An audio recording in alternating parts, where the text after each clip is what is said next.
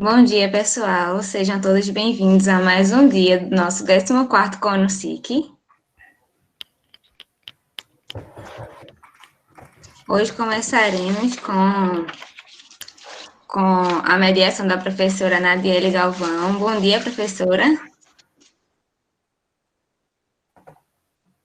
Deixa eu ver se tá ouvindo. Bom dia, estão ouvindo? Estamos. Sim.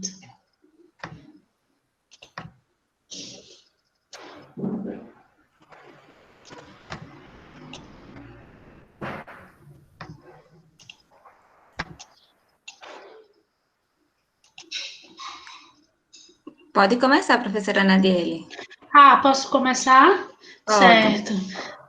Pronto. Eu fiquei com o trabalho, né, que tem por título Criptomoedas e suas perspectivas, uma pesquisa sobre o que é esperado em relação à evolução e valorização das criptomoedas pelos estudantes de contabilidade.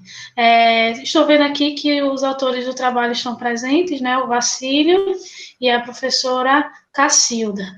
E eu gostaria de, inicialmente, né, parabenizar os autores pela escolha do tema, pela escolha da temática que abordaram no artigo, certo? E as minhas contribuições aqui serão visando uma melhoria no trabalho e um avanço da pesquisa, certo? Só queria fazer uma pergunta inicial ao Vacílio, né?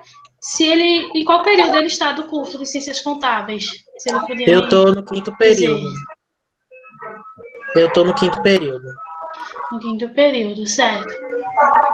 Pronto, então era mais uma curiosidade mesmo, porque eu acho bastante interessante que os alunos, desde o início do curso, né, tenham envolvimento com pesquisa, independente de querer seguir ou não a carreira acadêmica, eu acho bastante relevante. A professora Cacilda quer falar? Sim, que eu gostaria de dizer aqui, né, da minha satisfação de que esse trabalho de Valcílio, na verdade, foi elaborado quando eu estava no segundo período, na nossa disciplina de metodologia científica. E, como exemplo de ontem, também tivemos outro trabalho aprovado por alunos nesse segundo período da graduação. É muito interessante a gente perceber que os alunos, né, no início do curso, segundo período, né, dentro do primeiro ano, já produzem artigos de qualidade que estão aí sendo aprovados. Todos os anos nós temos aprovação no CONUSIC. Isso me deixa muito gratificada, muito feliz e orgulhosa de nossos alunos iniciando o curso.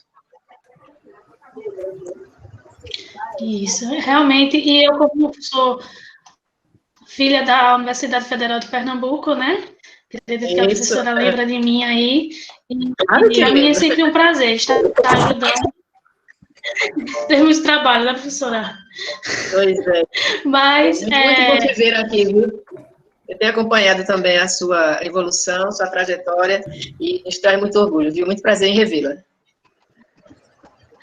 Que bom, professora. Para mim é um prazer estar aqui. E sempre que a UFPE precisar, sabe que pode contar comigo. Então, assim, eu vou falar. Então, imaginei, realmente, quando ele falou que era quinto período, mas eu imaginei que a pesquisa tinha sido feita por um aluno no período mais inicial, né? Quando eu vi o estudo. Por conta de algumas coisas que eu acredito que podem melhorar, e ele agora no quinto período, já com mais experiência, vai poder ampliar a pesquisa de uma forma bem mais interessante, porque essa temática, ela é nova, né, mas ela precisa ser abordada e discutida em trabalhos de qualidade, e aí o CONUSIC está aí para proporcionar isso, né. Então, eu queria começar falando do resumo. O resumo ele foi apresentado num formato dividido por parágrafos, e normalmente a gente apresenta o resumo, né, num parágrafo único. Então, também outra coisa que eu vi é que o resumo do trabalho, ele vem trazendo um contexto muito mais histórico, sobre o escambo, sobre a origem das moedas, mas que poderia ser discutido melhor, dividindo o resumo entre o objetivo da pesquisa, uma parte da metodologia que foi adotada, os principais resultados e contribuições. Acredito que se fizesse dessa forma, o resumo vai ficar muito mais interessante, já vai dar uma visão, né, para os autores, para os leitores, melhor dizendo, do que o trabalho vai abordar. Com relação à introdução, eu não vi nenhuma citação de embasamento dos termos, não houve referências, né, dentro da citação. Alguns dizem não, que não precisa, mas eu acredito que é interessante desde já, desde a introdução, o autor mostrar que ele está por dentro das referências sobre a temática. Sabemos que aqui no contexto nacional ainda há pouca pesquisa sobre esse tema, mas se a gente colocar no periódicos CAPES, a gente encontra alguma coisa e encontra também de forma internacional também, né, nos periódicos internacionais. E na introdução foi falado muito mais sobre as criptomoedas, só que o objetivo do trabalho é explorar o quê? A percepção de estudantes de ciências contábeis sobre o tema. E em nenhum momento foi citado, por exemplo, por que é importante o envolvimento do contador, do profissional contábil com esse tema, porque isso faz parte do contexto da pesquisa. Então, acredito que poderia ser ampliada a introdução, acrescentando não apenas um contexto sobre as criptomoedas, mas sobre o profissional contábil inserido nesse contexto e porque é importante, desde a graduação, os alunos terem acesso a esse tipo de conteúdo. Com relação aos objetivos específicos, normalmente em uma pesquisa como um artigo, eles não são apresentados, geralmente é mais no TCC, numa monografia. E eu não considerei, assim, que foram que necessariamente deveria ser específicos. Por quê? Assim como qual a definição que as criptomoedas recebem e o porquê disso. Isso aqui não foi abordado nos resultados, isso foi abordado na revisão de literatura. Então, ao meu ver, isso não cabe como objetivo específico. Aqui, o segundo objetivo específico, analisar as respostas conseguidas do questionário. Isso está implícito já dentro do objetivo geral, não necessariamente deveria estar aqui.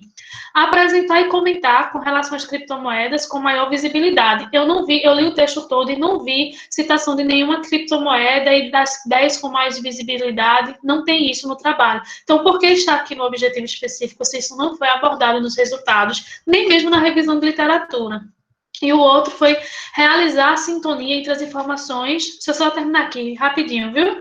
Entre as informações obtidas na pesquisa de campo e pareá-las com o conceito de criptomoedas. Também eu não vi isso em nenhum momento na pesquisa. Nos resultados não foi feita nenhuma comparação com os conceitos e com essa questão de parear com o conceito de criptomoedas. Não foi feito isso nos resultados. Então, eu acredito que esses objetivos específicos não são necessários, mas podem falar, né, antes que eu continue.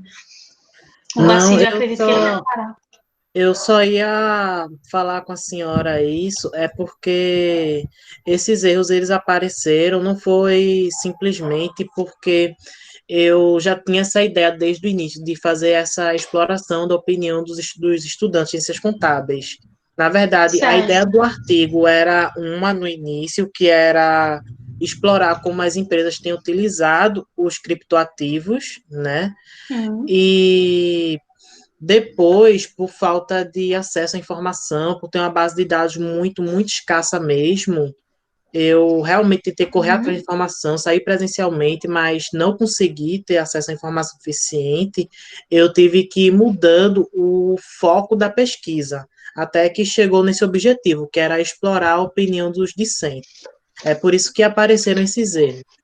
Foi até falta de uma revisão minha para poder fazer essa troca, essa adaptação. Certo, mas aí acredito que ficou claro agora, né? Sim. O que seria interessante. Você não coloca objetivo específico e só considerar como objetivo da sua pesquisa mesmo aquilo que, de fato, você abordou nos resultados. O que você abordou na revisão de literatura não é objetivo específico, certo? É o que você aborda no resultado.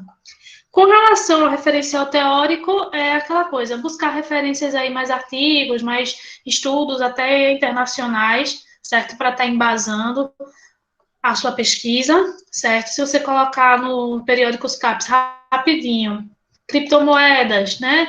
E você vai encontrar alguma coisa já de literatura em português, mas se você colocar filtrando os artigos internacionais, você vai encontrar mais coisa.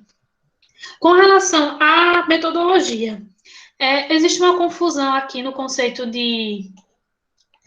antes, só no referencial teórico, vocês colocaram aqui que as criptomoedas poderiam ser classificadas como disponível, não foi isso?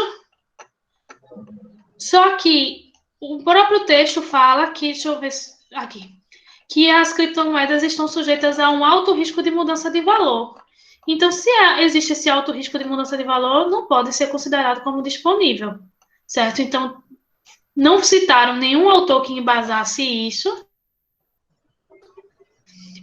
Foi feita uma suposição, eu acredito, dos autores, em uma compreensão dessa forma, só que com isso é possível visualizar que as criptomoedas possuem riscos elevados e oportunidades inesperadas. Só que antes disso foi dito como se ela fosse um disponível, e a gente sabe que caixa equivalente de caixa não pode estar sujeito a um risco de valor, de um alto risco de mudança de valor, certo? Com relação à metodologia,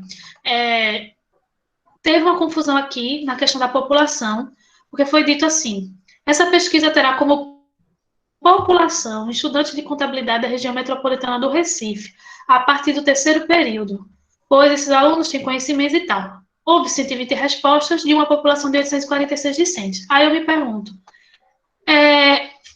esses são só... assim que eu li, né? Poxa, juntando todas as faculdades da região metropolitana do Recife, só tem 846 estudantes matriculados. Mas aí depois, lá na conclusão, eu vi que foi os alunos da Universidade Federal de Pernambuco. Então, não é população, isso é uma amostra. A população seria uma forma muito mais geral, né? Eu não sei nem se a gente poderia considerar como população se juntasse todos os alunos da região metropolitana do Recife. Ainda assim, seria uma amostra. Então, esse conceito aqui de população e de amostra tem que ser revisto, certo? Você trabalhou desde o início com uma amostra, e dentro dessa amostra você teve a subamostra, que foram apenas 120 respostas. Outra coisa foi que você trabalhou com os alunos apenas do terceiro período em diante. Só que a forma como o questionário foi construído, ele não tem nenhum conceito de contabilidade de fato. Tem uns conceitos sobre as criptomoedas, sobre se ele acha seguro ou não, coisa que não necessariamente eu preciso estar a partir do terceiro período para conhecer. Às vezes, um aluno de primeiro período muito bem informado, que assiste jornal, que lê jornal, ele vai saber responder muito mais do que um aluno que está no último período e que não lê nada, que não lê jornal, que não assiste jornal, que não está por dentro do conteúdo. Porque as perguntas que você fez não são de contabilidade, são de atualidades. Não sei se ficou claro isso. Então, eu acredito que você poderia até ter colocado desde o primeiro período e você teria um resultado muito semelhante. Alguma fala dentro disso que foi abordado até agora? Não, eu só queria dizer que eu discordo da senhora com relação à questão do período, porque no próprio artigo eu consegui visualizar uma certa mudança, onde os discentes dos períodos iniciais, né, que era terceiro e quarto período, eles tiveram uma opinião bem diferente a partir do quinto período. Aí começou a ter umas mudanças nas respostas. Tipo, terceiro e quarto seguiam um padrão, aí quinto, sexto, sétimo e oitavo já estava seguindo outro. Aí, tipo, eu acho que... A professora Cacilda vai falar? Sim, para informar, né, que como eu falei no início, né, quando o Valcílio estava no segundo semestre, né, esse artigo realmente foi o que ele apresentou como conclusão, né, da disciplina, e de lá para cá, até por uma indisponibilidade de minha parte, né, para fazer essas orientações bem colocadas, né, que você trouxe agora, né, e aí quando chegou no período, né, de inscrição, né, do CONUSIC, nós decidimos, né, de apresentar e justamente receber de volta, né, essas contribuições que você está colocando agora, para aperfeiçoar o artigo e, quem sabe, colocar para uma revista, né, com todas essas observações que você está fazendo, porque o tema realmente é muito instigante, é um tema pouco explorado ainda, né, tem muita coisa para se explorar sobre criptomoedas, então eu acredito que com esses pontos que você colocou e muito bem colocados, né, nós já havíamos identificado, né, que a gente pode melhorar esse artigo e propor para uma revista, e ampliar, inclusive, essa pesquisa, né? Por que não, agora, realmente considerar os estudantes da região metropolitana como era a ideia inicial, né? Porque aí ele acabou, Valcir, inclusive, rodou por empresas para tentar fazer a pesquisa, e aí recebeu a resposta de que nem sabia do que se tratava, não utilizava, aí mudou o foco, mudou a amostra, saiu mudando, e realmente faltou adaptar no trabalho final, finalmente qual foi a amostra utilizada, né? E sendo também uma amostra não probabilística, né? É óbvio, né? Ficou bem claro que foi não probabilística por acessibilidade. Então, esses pequenos ajustes, né, a gente tem consciência disso, né, e aí decidimos, não, vamos aguardar mais contribuições do CONUSIC para que a gente possa aperfeiçoar esse artigo e enviar para uma revista. Mas eu agradeço, suas pontuações foram bem corretas, entendeu? Em parte nós já estávamos cientes, mas o que surgiu foi isso também, a dificuldade de Valcílio de conseguir os dados, né, a coleta de dados e fazendo uma pesquisa de campo. Não, sim, e eu sei a dificuldade que é fazer pesquisa de questionário. Quando eu estava em Recife, a gente fez com algumas colegas, assim, pesquisa tentando ir nas faculdades, e é muito difícil as faculdades particulares darem esse acesso a gente, né? Isso. E isso eu entendo perfeitamente. Mas a minha questão é só que ele poderia ter começado desde o primeiro período, porque, veja só, ele estava no segundo período e estava interessado no tema. Então, outros alunos também nesse período poderiam discutir esse tema junto com ele, porque se ele, no segundo período, podia discutir, os colegas dele também poderiam. E com relação a essa mudança de percepção, o questionário ele não estava medindo o nível de conhecimento sobre aquele tema, estava medindo a opinião. Às vezes eu posso ter uma opinião sobre as criptomoedas, e um colega do mesmo período ter outra totalmente diferente. E aí, a ideia não é mostrar essa diversidade de opiniões, ou é mostrar que os períodos são iguais? Não, não são iguais. Se você for avaliar, é um assunto que existe controvérsia. Nesse assunto, você não está medindo se eles têm um conhecimento certo ou errado, mas a percepção que eles têm sobre se as criptomoedas podem avançar ou não, que ninguém ainda sabe até onde isso vai nos levar. Então, eu continuo acreditando que você poderia começar no primeiro período, porque quando você fez a pesquisa, você fez no segundo período. Então, por que só você poderia contribuir sobre o tema na sua turma? Não, seus colegas também poderiam ter opinião, sim. Né? Porque eu achei até antagônico isso, porque ele disse, não, a gente não teria condições de falar sobre isso. Mas ele mesmo estava escrevendo sobre isso, estando num período fora da amostra. Né? Eu não sei, eu acredito que a professora Cacilda entenda a minha linha de raciocínio. E aí, mais um detalhe que realmente foi mais um ajuste que faltou, porque o detalhe, né, do objetivo ficar bem claro, né? Na verdade, o objetivo iniciou, como eu te falei, né, foi fazendo adaptações, e acabou não se chegando, né, de acordo com os dados coletados, né, o que foi projetado, é que, na verdade, a curiosidade inicial é se já haviam discutido isso em aula, na disciplina XYZ, sobre classificação das criptomoedas. Aí a coisa foi caminhando, né, por outros caminhos, né, e acabou realmente, mas a ideia de fazer a partir desse período... porque isso. Tanto é que não tem essa pergunta. Isso, entendeu? Porque a ideia era essa. Será que os alunos, infelizmente... Não ficou essa pergunta. Na metade do final do curso, já viram alguma coisa nas suas matérias e qual seria a sua percepção sobre a classificação? A ideia inicial foi essa. A questão é essa, que a gente foi mudando, buscando a amostra, correndo e acabou ficando aí meio sem direção, né, digamos assim, né, sem um objetivo bem delineado, com uma questão bem delineada e qual o público que a gente estava buscando, né? Então, acabou realmente tendo vários caminhos aí, mas são ótimas as suas percepções e, inclusive, a gente pode ampliar bastante isso, né? De tudo que a gente está vendo aqui, pode verificar, sim, se é somente opinião, sim, se isso está sendo tratado em sala de aula, e sim, ampliando para todos os estudantes de ciências contábeis da região metropolitana. Isso. Com relação aos resultados, eu acho que a forma de apresentação, porque ele apresentou por período, né? Eu acredito que ele poderia apresentar melhor por pergunta. Ficaria mais interessante, ó. A pergunta 1. Vamos apresentar todos os períodos, um gráfico mostrando ali, porque a gente teria uma comparação melhor. Eu achei que era interessante, mas ficou cansativo. Acredito que se fosse por pergunta, porque aí eu estava lendo, pergunta 1, no terceiro período, no segundo, né? Aí, de novo, a pergunta 1, não, a pergunta 1 em todos os períodos, a pergunta 2 em todos os períodos. Eu acredito que fica melhor a visualização dessa forma. Com relação ainda aos resultados, né? Poderia ser ampliado o questionário de forma que tivesse uma parte do perfil dos estudantes, onde a gente pudesse comparar, né? Fazer aqueles testes simples, mas bem conhecidos de diferença de média, né? Os alunos, porque assim, ele falou, o Bacílio, né? Teve uma mudança entre os períodos, mas será que essa mudança foi significativa? Então, às vezes, um teste de diferença de médias, né? Que quadrado, alguma coisa assim, poderia explicar melhor. Também diferença, por exemplo, entre situação profissional, alunos que já estão inseridos no mercado de trabalho e outros que não estão inseridos.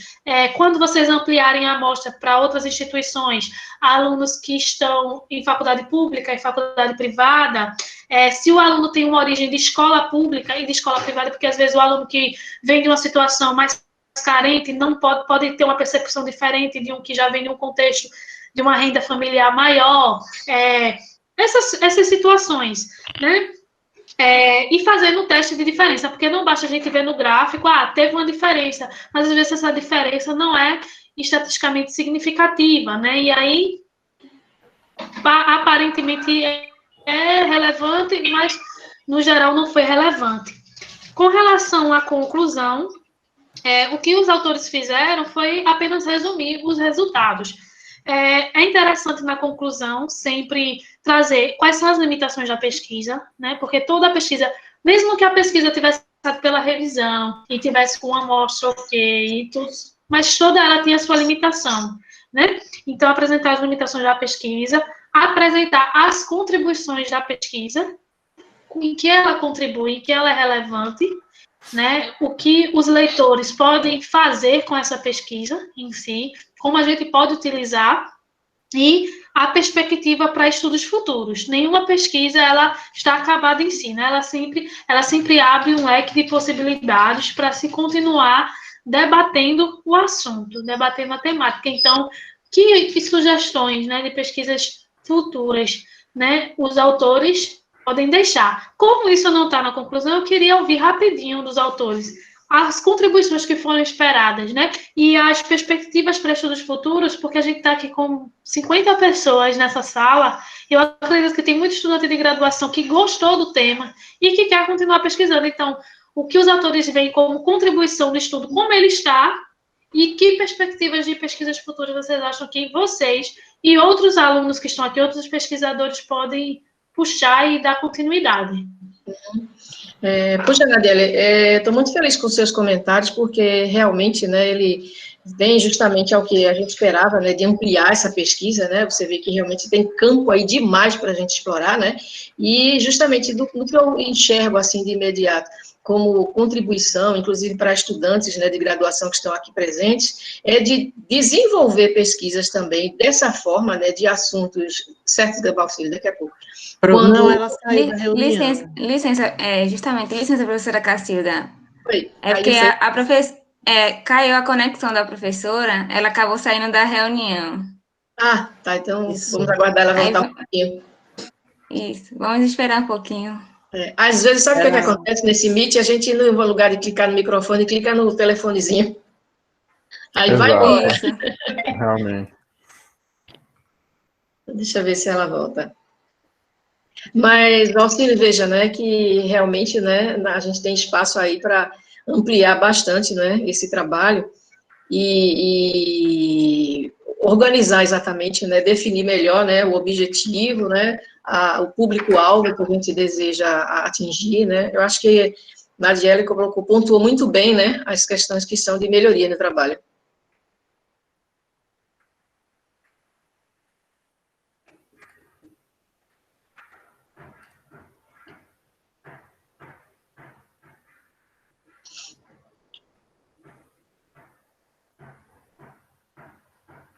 Você tem a forma de contato com ela, Eugênia? Estou passando com ela agora pelo WhatsApp, professora. Ela disse que a internet dela caiu. Eita.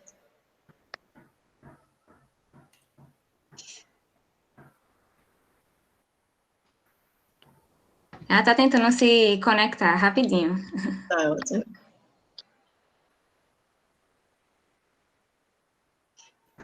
Eugênia, aproveitando, eu estava também participando ontem, né, e eu tenho visto que nas apresentações aparece sempre o link para certificado, né, só que enquanto a gente está aqui com atenção e clicar link e preencher, eu não consegui, confesso que eu não consegui fazer. Depois vocês podem mandar os links para que eu possa fazer a questão do certificado, porque eu não peguei nenhum link no momento que eu estava justamente apresentando ou discutindo, né, para pegar link e preencher no momento não deu.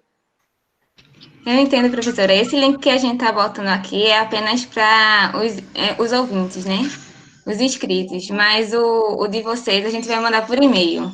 Ah, ótimo, perfeito, então. Obrigada pela explicação. Nada.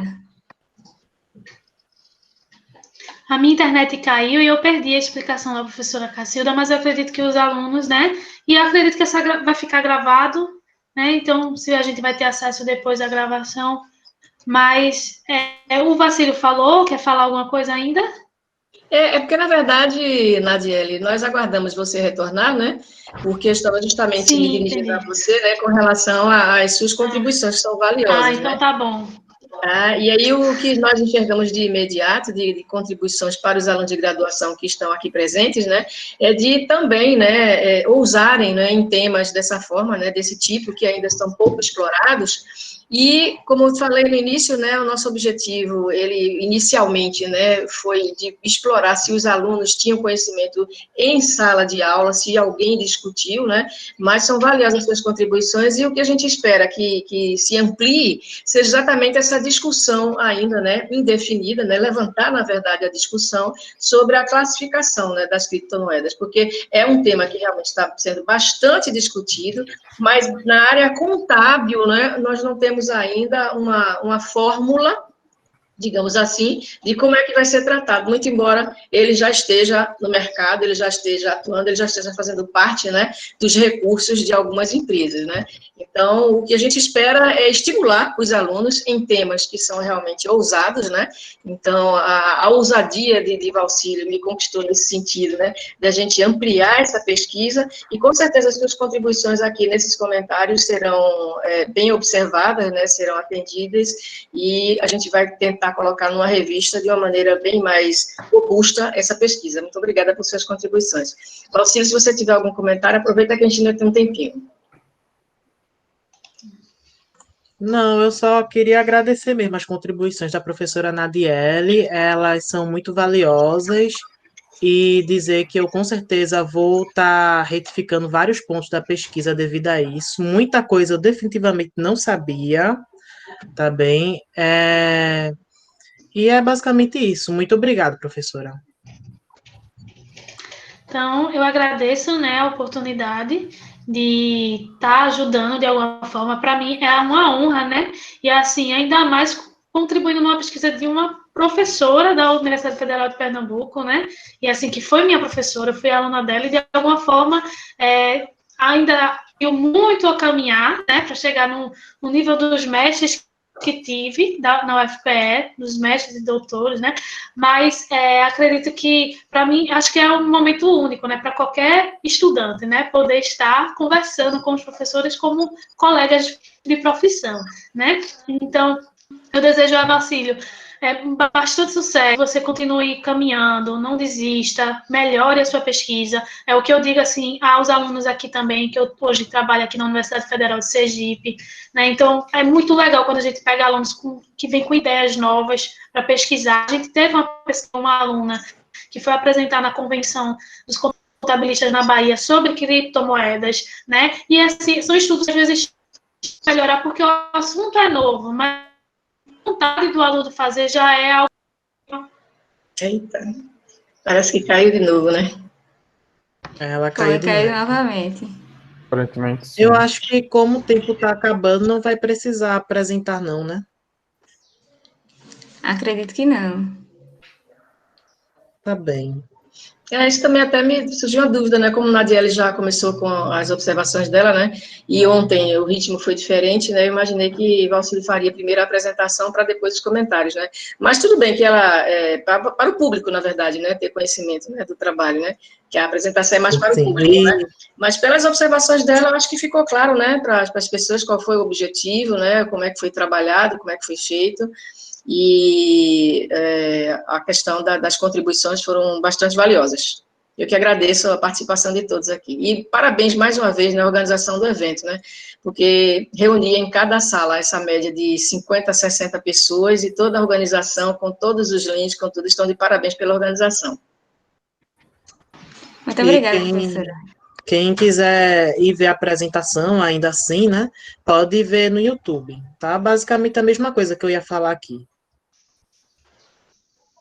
Pronto, é isso, eu vou encerrar, porque a minha internet a live aqui já caiu 2 vezes, mas parabenizar a todos e a organização do evento. Eu acredito que tem muita gente, qualquer toque que eu dou aqui dá uma instabilidade e o Meet cai, mas foi ótimo, acredito que deu para a gente entender a pesquisa e contribuir de alguma forma. Se você ainda Quem quiser fala? assistir... Sou eu, Felipe, estou ajudando a Eugênia. Pô, Professora, se for certo. o caso, talvez por sua internet estar instável, você poderia tentar desligar a imagem e ficar só falando, tipo, se você ainda tiver algo a complementar. Não tenho mais não, só agradecer e parabenizar a todos. Certo. Viu? Eu tinha de falar. Pronto, é isso então. Tchau, Muito Nadiele. obrigada, Prazer em professora vê-la. Nadiele, pelas contribuições. É uma honra ter a presença da professora Castilda entre nós e do nosso coordenador, né, Luiz dos Anjos, que está aqui presente também. Sejam muito bem-vindos. A nossa próxima apresentação, né, o mediador é o professor Álvaro Caldas. Ele ainda não chegou, mas se vocês quiserem falar mais alguma coisa, né, enquanto ele não chega aí para mediação, fiquem à vontade. Toda contribuição é bem-vinda. Eugênia, só uma pergunta. Você tirou algum print da tela para enviar? Tiramos. Pronto, você me manda, viu? Tá certo. Para guardar de recordação. Tá bom, então é isso, pessoal. Tchau para vocês e bom evento. Obrigada, professora. Rapaz, professora Cacilda não é brinquedo, não. Está coordenando o curso, coordenando o núcleo, está trabalhando, produzindo, ainda está aqui orientando, participando de evento. O dia deve ter 48 horas, professora. Né? Eu estou calculando, sabe? Estou começando a pensar nessa possibilidade. Daqui a pouco eu vou ter também uma reunião lá com o Conselho Federal, né, do Encontro Nacional, que nós também estamos... Nós tivemos, assim, um insight legal, né, o grupo, fazer uma pesquisa antes de preparar a apresentação, né? Então, nós fizemos um questionário de pesquisa, né, sobre a questão de uso de tecnologias, de pandemia, de ensino remoto, à distância, né, como é que está a população de docentes no Brasil, para com esses resultados é que nós vamos fazer a nossa apresentação. Então, vai sair, assim, bem quentinho mesmo do forno, para a gente apresentar o atual cenário, né, de pandemia no ensino de ciências contábeis no Brasil. Isso vai ser interessante, está muito interessante mesmo. A gente está, assim, ansioso, assim, para ver todos os resultados, porque a gente tem que dar um corte, né? Tem um momento, está aberta ainda a pesquisa, mas a gente tem que dar um corte para poder fazer a apresentação, né? Então, estou, assim, ansiosa para esse corte chegar, né? Para a gente começar a fazer as análises, mas uma parcial que nós tivemos, nossa, tem coisas, assim, que são até assustadoras, sabe? Tem instituições privadas que demitiram 80% do seu corpo docente, fizeram uma tal de disciplina nacional, ou seja, todas as unidades do Brasil, numa única sala virtual, que está alcançando 500 alunos. Caramba! Virtual, um único professor com 500 alunos e no modo virtual. E a qualidade vai lá para baixo, né? Pois é, rapaz. Agora, o pior, o medo que dá na gente é o seguinte, né? Quando retornar, que ninguém sabe como vai retornar, essas instituições que encontraram nisso aí um nicho de negócio, né, de, não tem parede, eu vou colocar 500 pessoas, um único professor demite 80% do corpo docente. Será que eles vão realmente retornar com o mesmo quantitativo de corpo docente? Eu estou gostando da ideia, né? Sabe? Se descobriram agora, rapaz, o negócio não tem parede, não, eu coloco 500, 1000 alunos lá dentro, o professor vai se virar, ele que use como entender, como bem achar. Para que eu vou contratar mais professores, tá?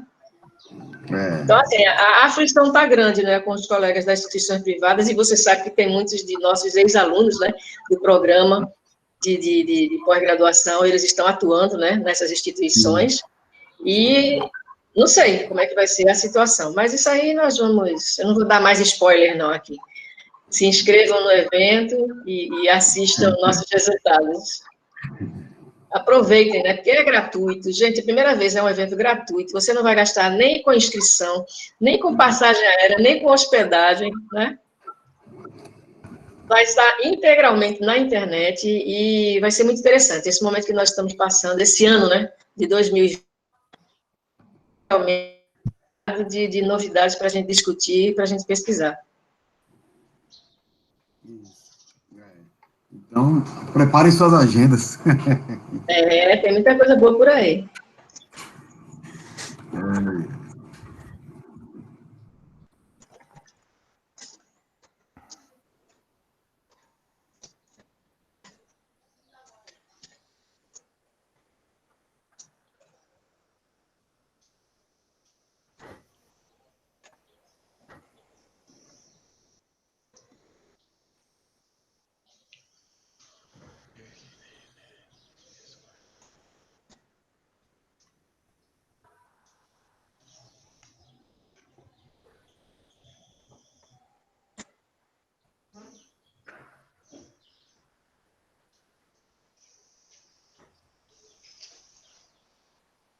Eugênia, você já concluiu o curso, não já? Já, professora. Já está concluindo o mestrado? Estou iniciando o mestrado agora, isso. Muito bem, parabéns. Mas eu pensei que já estava concluindo, já está atrasada para meu gosto. Eita, obrigada. Já pensei que estava entrando no doutorado. Eita. Não, estou iniciando o mestrado agora. Eugênia foi minha monitora na graduação EAD, Cacilda. Eu não sei. Menina danada. Também participou daquele... Como é aquele negócio nacional, Eugênia, da Olimpíada. A Olimpíada também participou e com a excelente classificação, viu? Olimpíada Nacional de Ciências Contábeis. Verdade. E agora está no mestrado. É orientado pelo Daniel Cardoso. Ah, Daniel. Isso. É um grande prazer tê-los como mestres, né? A gente só tem a agregar no conhecimento da gente. Olha, eu, particularmente, bom, eu sou suspeita para falar, né? Mas todos sabem, né, da minha dedicação e do orgulho, né, de fazer parte da UFPE e de nossos alunos. Nossa, nossos alunos são assim... Cara, vale tudo, sabe? Esses nossos alunos, né, dos Anjos, eles realmente valem tudo. A gente vira à noite, entendeu? A gente não tem sábado, domingo, nem feriado, tá se dividindo, um dia de 24 horas tem que virar 48, mas é porque realmente dá orgulho o resultado que a gente vê, né? A gente se sente realmente muito gratificado. É maravilhoso isso, não tem preço, não.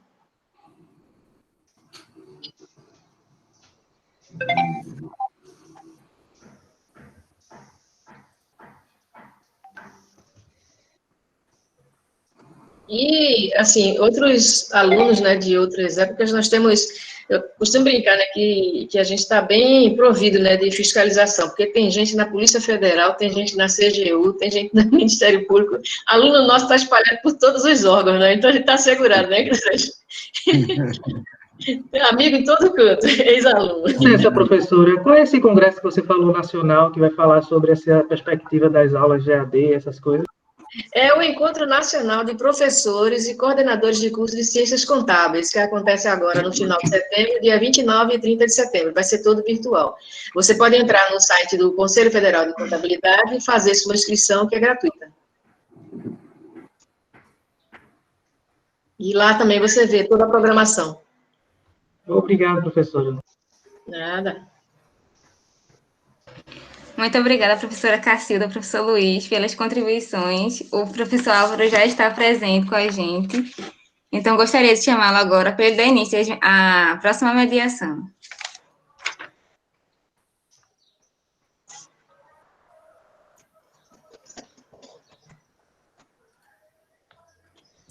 Estão me ouvindo? Estamos. Bom dia a todos. Aqui a gente vai mediar o trabalho que se chama, intitulado Academia versus Mercado, análise feita pelos egressos sobre o curso de Ciências Contábeis frente às demandas mercadológicas. Eu não tenho aqui o nome dos participantes. Sou eu. Vocês podem se apresentar. É só meu. Eu me chamo...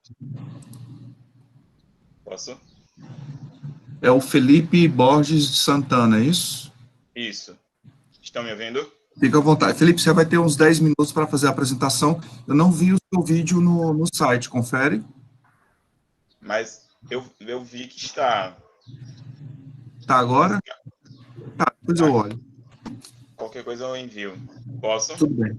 Pode apresentar. Deixa eu... Aqui a apresentação.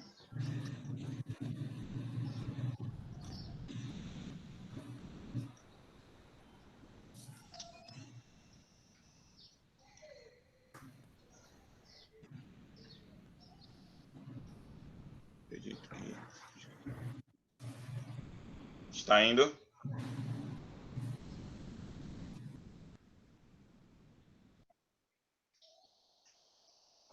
Apareceu?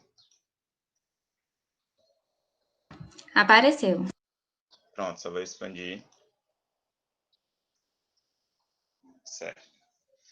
Inicialmente, bom dia. Gostaria de agradecer a presença de todos. Eu me chamo Felipe Borges de Santana.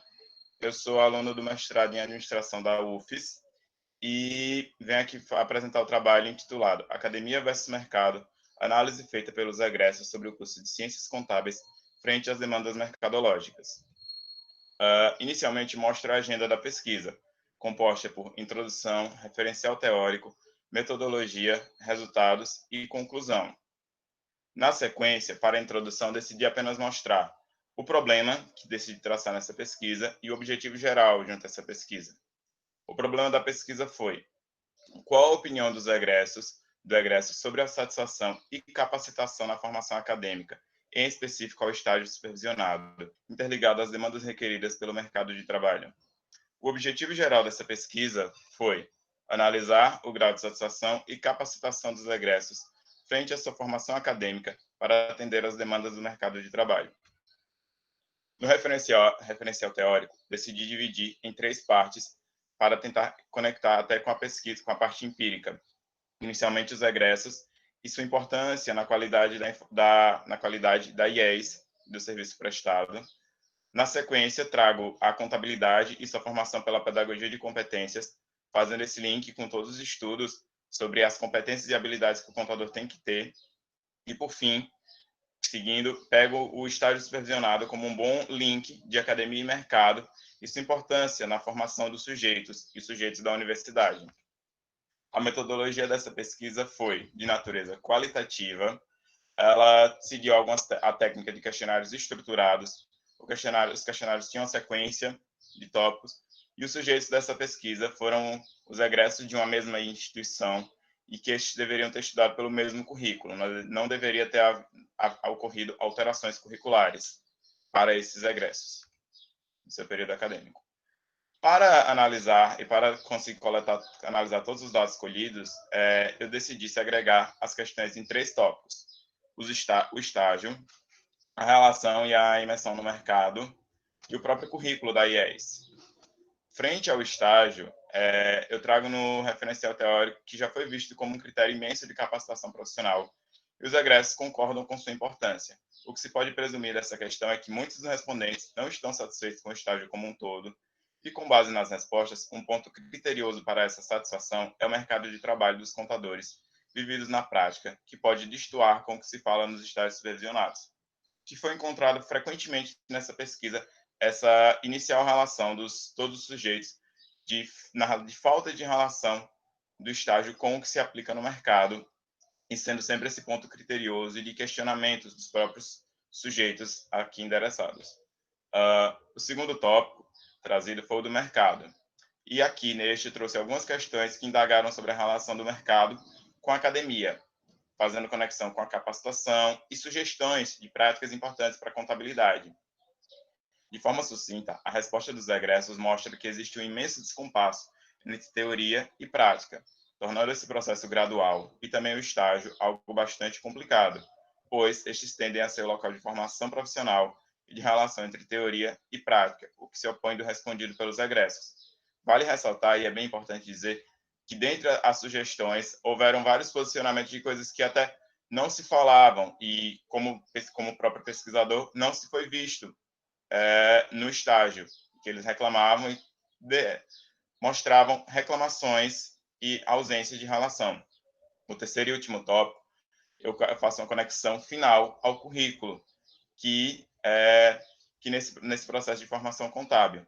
E o que se pode presumir com as respostas trazidas é que a maioria dos respondentes sentem que os conteúdos abordados no curso de contabilidade estão com carência de atualização, com o que se vê hoje por contabilidade, e que é importante para a IES atentar-se a esses novos ramos e cenários de contabilidade para fazer a relação da academia e mercado, com isso dando uma melhor e maior capacitação dos sujeitos a serem inseridos no mercado contábil. Como conclusão, pegando esses três tópicos e assimilando, é possível ver que, a partir das análises, que a hipótese trazida junto ao objetivo deu um resultado negativo, e os egressos posicionam-se em favor do descompasso entre academia e mercado de trabalho. E com isso eles corroboram no que entende por estudar algo que já não se aplica na prática, prejudicando os sujeitos formados e formandos das IES, no sentido de inserir-se no mercado de trabalho, mostrando assim que os egressos sentem dificuldades de atuar aos que eram do mercado, aos que não eram, e num todo eles sentem uma falta de relação do que se fala academicamente e do que se fala e do que se aplica no mercado. Talvez se deva por tratar-se de uma ciência social aplicada ou por falta de relação também, mas constatou-se isso. Por fim, os egressos nos três tópicos de abordagem, estágio, mercado e currículos, eles demonstraram inseguranças, fragilidades na satisfação com o que foi fornecido durante a graduação, permitindo com que a última questão seja respondida com firmeza e que a IES necessita de uma atualização curricular para proferir o maior grau de capacitação dos alunos. Outra perspectiva seria uma maior aproximação dos acadêmicos com oportunidades de mercados da região, fazendo conexão com a regionalidade, sempre emergindo nas questões, nas áreas que eles debatiam, que eles lançavam, com as oportunidades de mercado na região, de proximidade dos mesmos, uma vez que os egressos demonstraram restrito conhecimento sobre os ramos de trabalho regional. Eu agradeço a todos, segue meu e-mail para contato e abraços. Deixa eu parar. Professora Cacilda, professor Luiz dos Anjos estão à vontade de fazer comentários. Bom dia. Algum comentário antes? Por mim, pode ficar à vontade, Álvaro. Tudo bem. Luiz, a gente vai fazer aqui uns comentários, Felipe, para poder melhorar o trabalho, tá? Uhum. A ideia é aproveitar o trabalho e tentar potencializá-lo mais ainda para ele concorrer a uma publicação que eu acho que seria de seu interesse, certo? Então, eu repassei para as meninas, tanto para a Jamile quanto para a Eugênia, um PDF com os comentários completos desse artigo, tá? E aí a gente vai comentar aqui algumas coisas para aproveitar aqui o tempo e se tu quiser ficar conversando durante os meus comentários, fica à vontade, tá? Pode vir à vontade, sem problema, tá bom? Certo.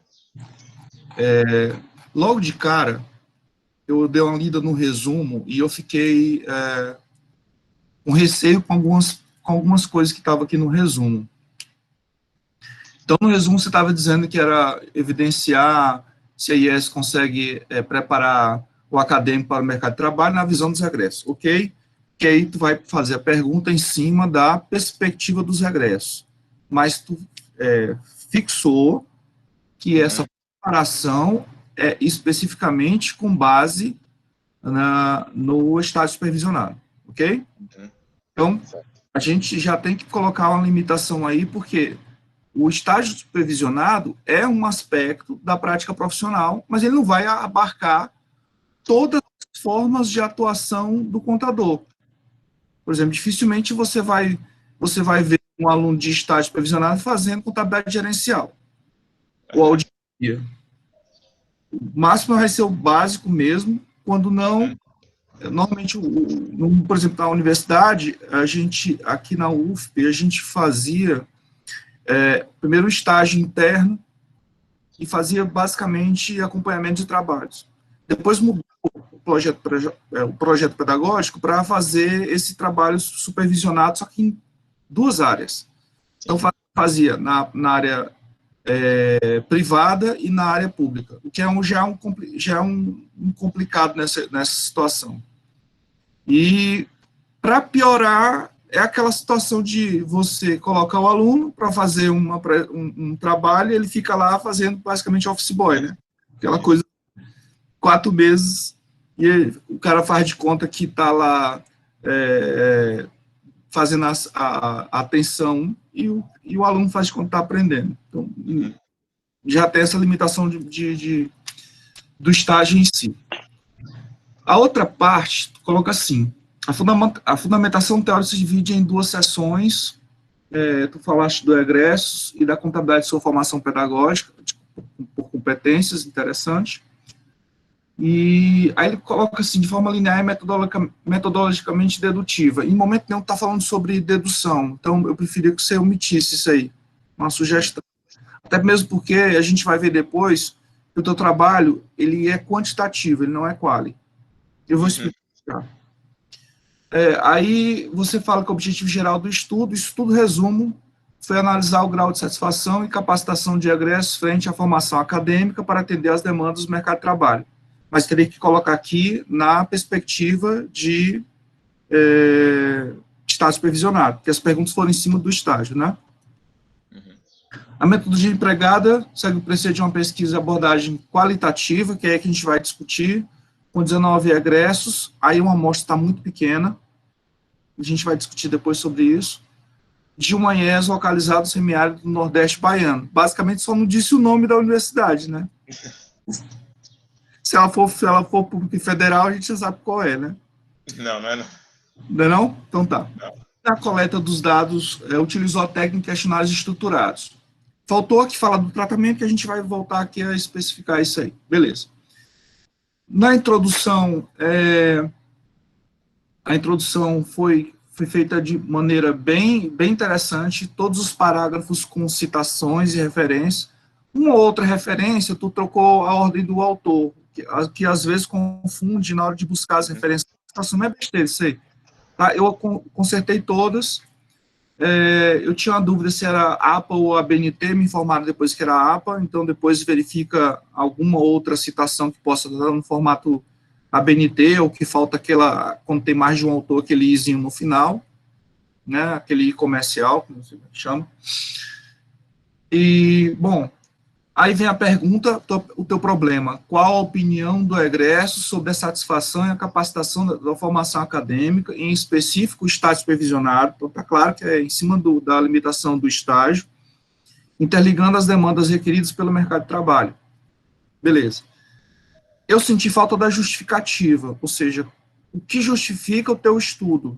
Porque a gente tem que se preocupar sempre, quando a gente faz um artigo científico, a gente tem 3 possibilidades. A gente vai confirmar uma lei, confirmar uma teoria, contestar uma teoria, ou criar uma teoria. De outra forma, você está contribuindo, discutindo, com base, uma discussão, um estado da arte que você está entrando e participando, então você entra nessa inserção da discussão e vai contribuir isso de maneira acadêmica. E alguns programas e algumas revistas também pedem a contribuição social. A contribuição social aqui fica fácil você construir com base na necessidade mesmo de formação do melhor profissional.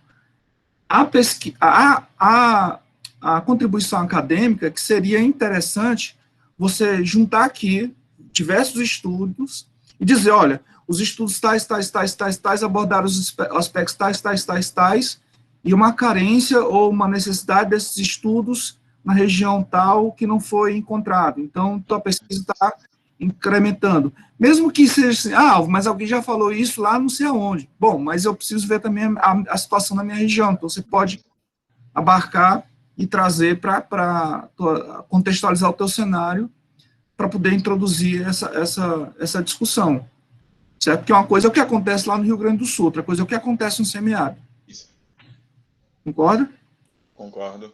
Bom, então, eu senti falta dessa justificativa, porque tem uma palavra que justifica-se, mas é outra coisa, é em relação à afirmação da problemática, que tu cita aqui Santos, Araújo, Cavalcante e Barbosa, que tá, de novo, tem que acertar a ordem dos autores, que lá no autor está diferente. Bom, e aí finaliza a introdução dizendo sobre as sessões, como ele é dividido, né, abordando a questão da satisfação do egresso na formação e trabalhando com pedagogia da competência. Eu senti falta, no referencial teórico, de falar mais sobre pedagogia da competência e de citar aqui, por exemplo, Perrenot. Então, de cara, como ele é das palavras-chave, eu, normalmente, uso as palavras-chave como tópicos, como sessões secundárias do meu referencial teórico como minha revisão de literatura. E aqui não vou entrar na discussão, a diferença entre um e outro, porque há na academia discussão até sobre isso. Sim. Bom, aí você começa com o egresso, falando sobre a questão que é mais interessante falar, pegar a visão do egresso do que do aluno, porque o egresso tem uma formação já completa, então ele tem uma visão do que o aluno que está lá no meio do curso. Ok. Quando chega na questão da contabilidade e sua formação da pedagogia da competência, tu começa a trabalhar aqui, sempre citando autores, o que é muito bom, citando inclusive Casanova, que é uma professora que sempre se preocupa muito com essa questão de formação. Ela tem um livro aí sobre revolucionando sala de aula, uma coisa assim, na área que pode servir muito para a nossa área. Tem também aqui a apresentação de alguns trabalhos com Naquione Júnior, a minha ex-professora orientadora, professora De Luca, e aí tu cita a resolução número 10/2004. Essa resolução é importante e eu sugiro que tu pegue um parágrafo e aumente um pouquinho mais falando sobre essa resolução. No parágrafo 3º, falar sobre as capacidades esperadas do contador. No parágrafo 4º, falando sobre as competências e habilidades, que aí entra o conceito de competências, né? No desculpa, eu estou falando do parágrafo, artigo. No artigo 3º fala de capacidade, no artigo 4º sobre as competências e habilidades, e no artigo 7º fala sobre o estágio curricular supervisionado, e dá um destaque. Até um pequeno equívoco aqui em relação a um artigo que você cita, dizendo que é a definição do perfil, quando na verdade fala sobre o projeto pedagógico. Mas isso aí dá para corrigir fácil. Então, eu sugiro aqui que você trabalhe um pouco mais sobre esse teu parecer, sobre essa resolução que você aborda, porque essa resolução é que norteia, ainda hoje, ela não foi modificada, os projetos pedagógicos dos cursos de Ciências Contábeis nas instituições superiores. Bom, depois vem um subitem só para falar de estágio supervisionado. Não vejo muita necessidade, mas porque você está pegando uma sessão secundária dividindo em uma só terciária, não vejo muita necessidade, a não ser que se fosse dividir mais de uma. Mas está aí destacado, não vejo também, não vou ficar achando que isso é um problema. E aí você fala sobre o estágio supervisionado e fala sobre com algum bom referencial. Algumas referências aqui eu encontrei uma ou outra, umas 2 ou 3, que não consta lá nas referências. Tá? O NB, por exemplo, tem uma outra que aparece aqui que eu, por exemplo, tu cita até a resolução, tu bota Brasil 2004, mas não cita lá nas referências. É bom colocar, porque tu fez isso com a resolução, com a lei de 2008, do estágio. Uhum. Certo? Bom, a questão mais complicadinha que eu acho aqui é a metodologia. Metodologia, ela é uma pesquisa quantitativa. Por quê? Porque tu está pegando, mesmo que sejam opiniões, que seriam dados qualitativos, mas o dado em si, ele não caracteriza a pesquisa. O dado, ele é apenas, que você pode pegar um dado quali, mesmo que seja fruto de opinião, e fazer um tratamento estatístico, que foi o que você fez. Uhum. Só que você fez um tratamento estatístico simples, tranquilo, tá? Mas poderia ser um tratamento estatístico melhor, no sentido de você poder fazer até um teste de significância de proporção, por exemplo. E aí há um pequeno equívoco de uma citação que tu usa do livro de Hare, Black, Babin, Anderson e Tartan, que é um livro que fala de análise multivariada. E em momento nenhum você tratou sobre análise multivariada quando você tentou falar alguma coisa sobre fatores. Mas aquela citação naquela página fala de análise fatorial. E análise fatorial é um negócio assim, bem mais complicadinho, que é a busca de... Você tem muitas variáveis e você quer dividir em fatores para tentar identificar o comportamento dessas variáveis entre si, sem ter uma relação de dependência necessária, né? Como, por exemplo, uma regressão. De qualquer forma, isso é sanável, você pode tirar essa parte em que você faz essa citação e substituir por um autor que faz tratamento estatístico simples, ou um autor que trate de técnica de significância, tá? Então, e para finalizar, a questão dos resultados, todos esses resultados, faltou confrontação, que aí é que está a graça de fazer um artigo científico, que é você discutir. Verdade. Olha, aconteceu lá no Rio de Janeiro, ou lá no Rio Grande do Sul, dessa forma, o comportamento dos alunos, mas aqui foi dessa maneira, mesmo que sejam contextos diferentes. É claro que você vai colocar isso na tua discussão, tá? Uhum. Então, eu estou deixando com a Eugênia, dona Eugênia Penha, e a dona Jamile, essas contribuições que, se você quiser aceitar, acho que vão colaborar para o seu trabalho. Muito. Professor, eu gostaria de agradecer. Muito obrigada, professor Álvaro, pelas contribuições. Posso só Pode falar, Felipe. Gostaria de agradecer, professor. Eu havia visto isso, mas essa pesquisa, ela é uma pesquisa grande e ela foi fatiada. Tem esse outro. Ela não é uma pesquisa, tipo como você pega uma dissertação e fatia em pedaços.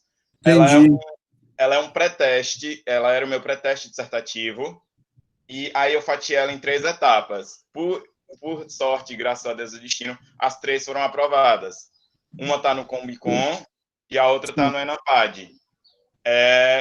E cada uma você falou dos egressos, a do Combicon é dos alunos, e a do Enampad é tipo uma réplica criticando. Eu critico a educação por competências, meio que fazendo esse jogo. Entendi. E eu concordo totalmente com o que o senhor disse. Foi um artigo, não diria que feito às pressas, mas ajustado às pressas, porque houve essas dificuldades, porque como a base de comparativo era o do Combicon, aí eu ficava... a base comparativa... Eu já tive esse problema, Felipe. Você tem uma dissertação toda e você querer separar para poder fazer artigo e aí você começa a ter uma dor de cabeça dos diabos para poder tentar colocar um texto que esteja alinhado só àquele objetivo daquele artigo e que não tenha nenhum outro autor, inclusive, que vá fazer a crítica depois, né? Que a tua ideia é só descrição.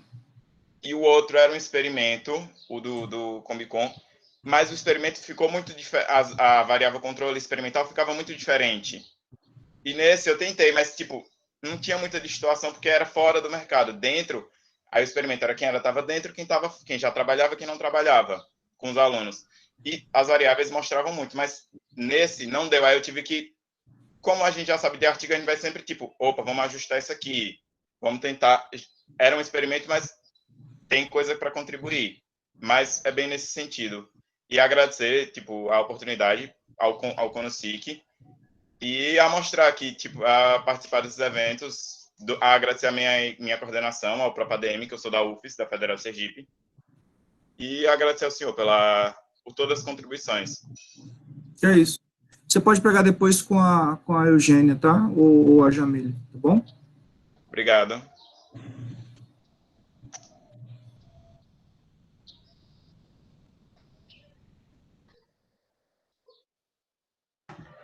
Muito obrigada, professor Álvaro, pela a apresentação do próximo trabalho. Quem será o mediador será o professor Adriano Gomes. Vamos aguardar um pouquinho, que ele ainda não está presente na sala, mas já já ele estará conosco.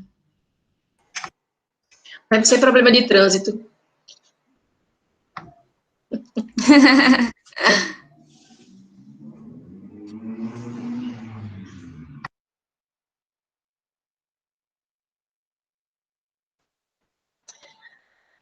Professor Álvaro, prazer revê-lo. Pode ser que o senhor não lembre de mim, mas já fui muito lá na UFPB, né? E já vi algumas de suas participações em bancas. Ô, professora, tudo bom? Tudo ótimo. Como é que vão nossos amigos de lá, da UFPB? Eu estou na UFPI, na verdade. Tá na UFPI, né? Tá com o Elias Cadar? Isso, só que o Elias é em Teresina e eu tô em Iba. O Elias não para, né? Então você tá com... Ah, meu Deus. Cristiane tá por aqui, me lembra a Cristiane, aquela nossa colega, aquela do Parnaíba. Rossália? Rossália, isso. Professora Rossália. Saudade. A Ariane Firmeza Mota, que estava na UFPB, ela foi para lá e depois agora está na UFC. A professora Rosana já se aposentou. Ah, a Rosana já se aposentou? Sim. Nossa, rápido, viu? Ela começou de adolescente, foi? Ela começou cedo.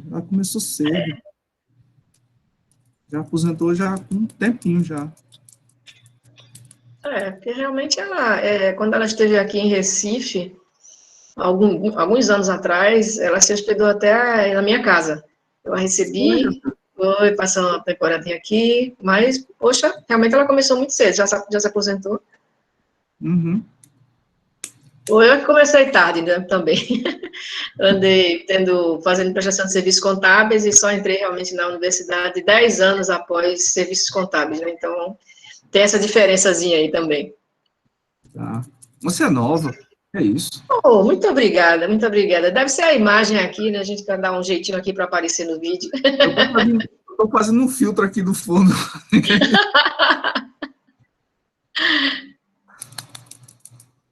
Mas eu tenho falado sempre, né, que isso é um legado aí da pandemia, né? Possibilitar que nós possamos nos ver, né?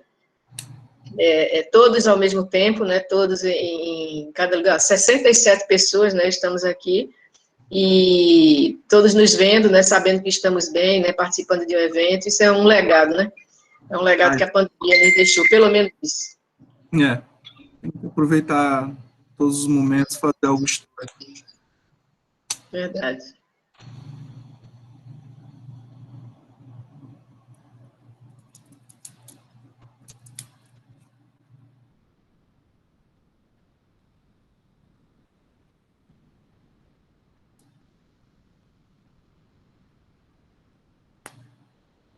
Já me fizeram uma pergunta aí para ti, você já viu?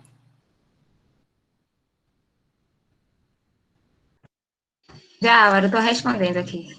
Obrigada. Nada.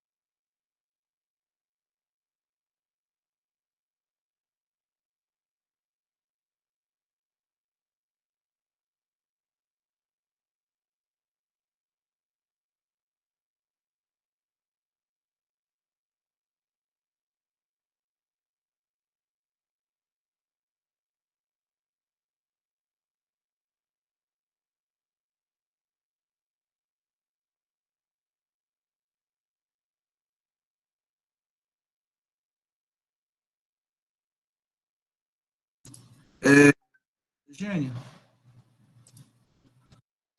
Oi, Álvaro.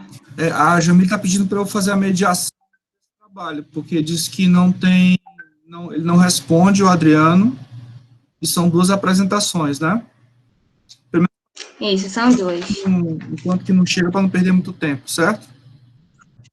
Tá certo. Então, eu vou pedir... Pode prosseguir. Certo, eu vou pedir, então, para que os alunos Felipe Ferreira dos Santos estão presentes e Miguel Lopes de Oliveira Filho. Estou sim. Estou aqui. Então, você tem aí pelo menos 10 minutos aí fácil para fazer a apresentação, ok? Ok, deixa eu iniciar aqui.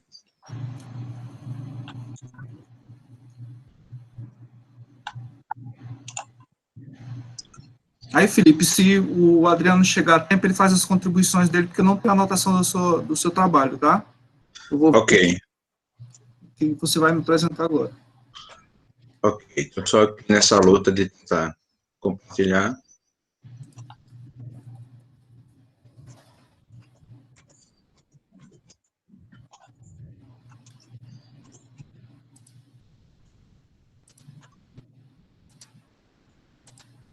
Chegou para todos vocês? Sim. Certinho aí? Sim, sim. Pronto. Antes de mais nada, gostaria de dizer da minha gratidão de estar aqui com todos vocês, dizer que todos vocês são muito bem-vindos e é um prazer muito grande poder estar aqui nessa manhã com vocês. O meu trabalho, minha pesquisa é intitulada de Análise acerca das expectativas e grau de adesão quanto à continuidade das atividades acadêmicas no período de pandemia pela Covid-19 dos estudantes do curso de Ciências Contábeis da Universidade Federal de Pernambuco. Essa pesquisa foi feita por mim, Felipe Ferreira dos Santos, né? Eu sou um aluno recém-egresso da casa da Universidade Federal de Pernambuco, e pelo professor e coordenador do curso de Contábeis presencial, Miguel Lopes de Oliveira Filho. A nível de introdução, nós destacamos os efeitos e repercussões da pandemia causados pelo coronavírus, não apenas na esfera educacional, mas em todo o mundo, né? Nós destacamos que toda a esfera global foi atingida por essa pandemia, mas procuramos direcionar o foco para o impacto dessa pandemia na educação superior. De modo, então, que o objetivo da nossa pesquisa foi identificar e analisar quais as expectativas dos alunos e o quanto eles poderiam aderir à continuidade da educação, sendo ela feita pelo ensino remoto. Então, a nível de referencial teórico, ou fundamentação teórica, nós fizemos 3 importantes destaques.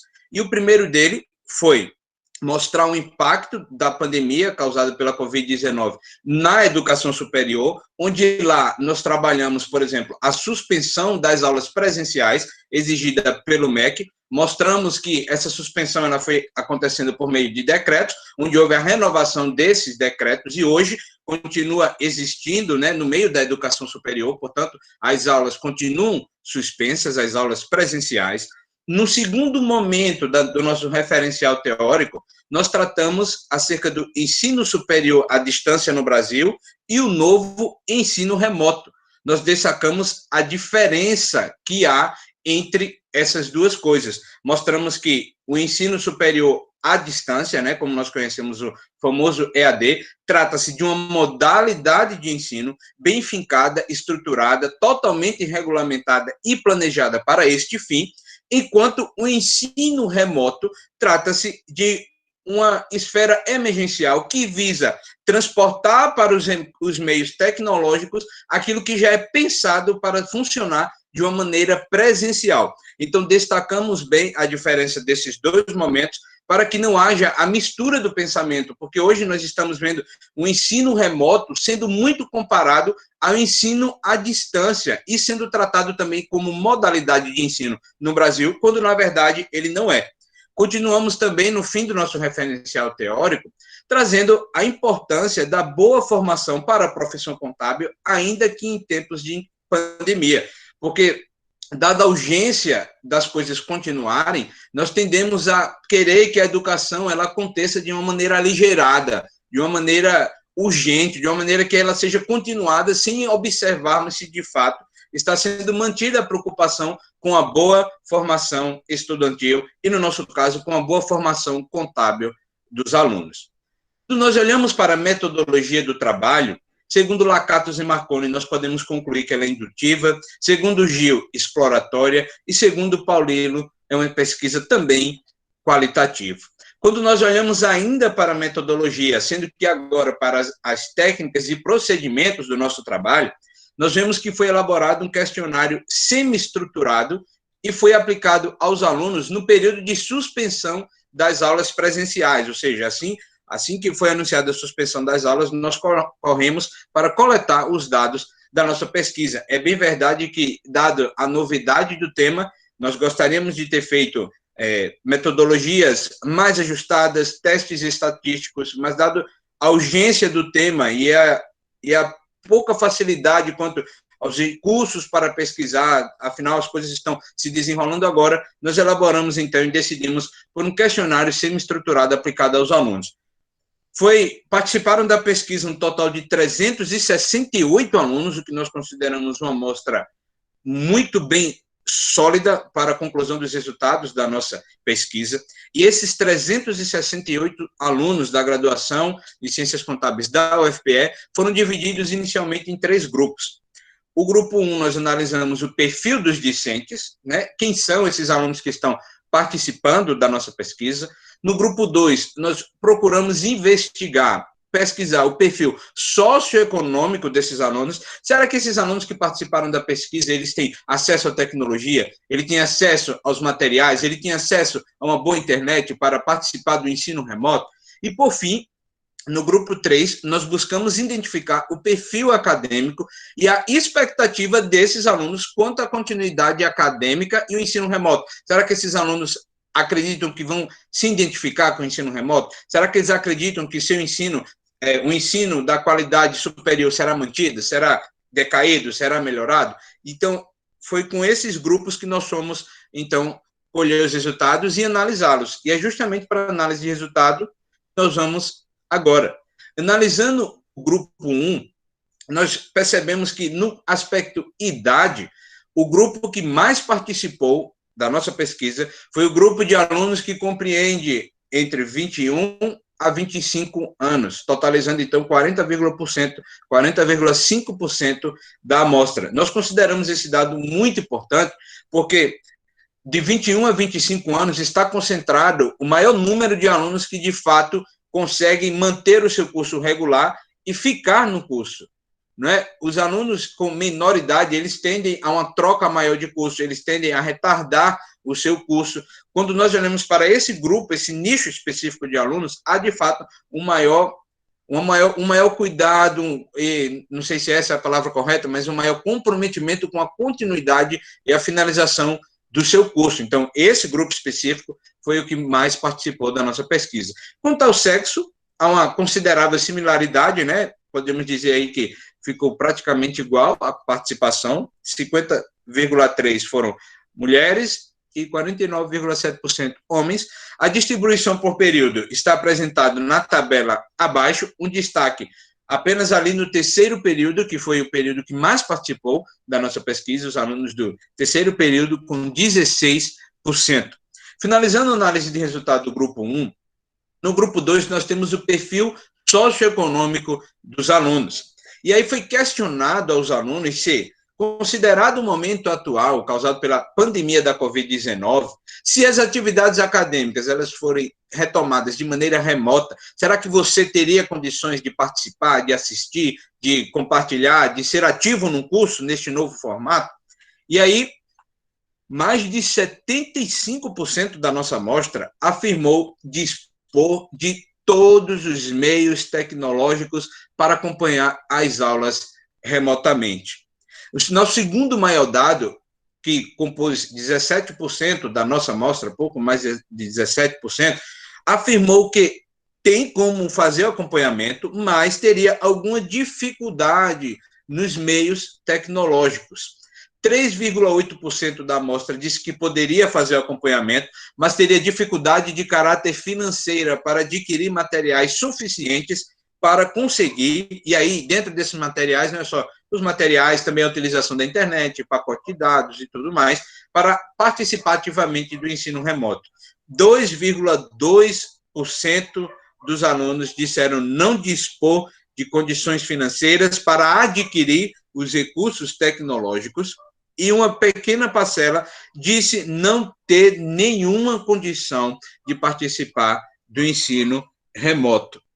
E aqui está, então, a análise do nosso perfil socioeconômico. 1,6% dos alunos disseram que não tinha condições nenhuma de participar desse formato de ensino.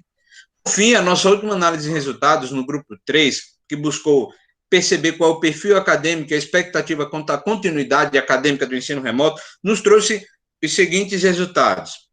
O primeiro dele que nós destacamos, apenas 17,4% dos alunos não concordam com o retorno das aulas no formato remoto, ou seja, uma gigantesca maioria dos alunos entende, sim, a importância e a necessidade das aulas serem retornadas no formato remoto. Entretanto, veja que coisa, para pouco mais da metade dos alunos, o retorno às aulas de maneira remota causaria algum tipo de defasagem no aprendizado. Então, a nossa pesquisa mostra que os alunos concordam com o retorno do ensino remoto, mas mais da metade desses alunos concordam também que o retorno com formato remoto trará alguma defasagem do aprendizado. 59% dos alunos afirmaram que a preferência seria por não fazer a migração para a modalidade EAD, porque foi questionado em nossa pesquisa se existisse a possibilidade de o aluno da modalidade presencial migrar para a modalidade à distância, se ele queria fazer isso para finalizar o seu curso. 59% dos alunos afirmaram que não era a pretensão deles. Continuando, a nossa quarta observação foi de que 59,8% dos estudantes já passaram por alguma experiência EAD. Então, na quinta pergunta, nós questionamos a esse grupo, ou seja, quase 60% da nossa amostra, que já teve algum contato com o ensino à distância, o que é que ele achou desse ensino? Destes alunos que já tiveram contato com o ensino à distância, 44,2% afirmaram acreditar ser menos proveitoso o aprendizado na modalidade EAD do que no curso ou disciplina na modalidade presencial. A sexta observação foi que, para a maioria dos discentes, 48,6%, e aqui a maioria é 48,6%, porque havia mais de duas possibilidades. Então, 48,6% dos que responderam à pergunta 6 acreditam que o mercado tem parcial preferência em dar oportunidade aos alunos que cursam sua graduação na modalidade presencial. A sétima observação. Foram consideradas disciplinas vitais, a partir da opinião dos discentes, as seguintes disciplinas: contabilidade intermediária, métodos quantitativos aplicados às ciências contábeis, Zoom, e contabilometria. Ou seja, nas perguntas 7 e 8 do nosso questionário semi-estruturado, nós buscamos observar dos alunos quais as disciplinas que eles consideravam vitais para serem ensinadas na modalidade presencial, de modo que, havendo ensino dessa disciplina na categoria remota, se haveria algum prejuízo ao aluno. E eles votaram que contabilidade intermediária, métodos quantitativos Zoom e contabilometria seriam disciplinas que não seria proveitoso para o aluno serem ministradas no formato remoto. Na contramão dessa pergunta, foi questionado aos alunos quais as disciplinas que eles entendiam que poderiam ser ensinadas neste tipo de formato remoto, sem nenhum prejuízo ao curso. E eles optaram pela disciplina de ética e normas da profissão contábil, marketing e, por fim, português instrumental. De modo que a nossa pesquisa traz as seguintes conclusões. Em sua maioria, os estudantes concordam, sim, com o estabelecimento do ensino no formato remoto.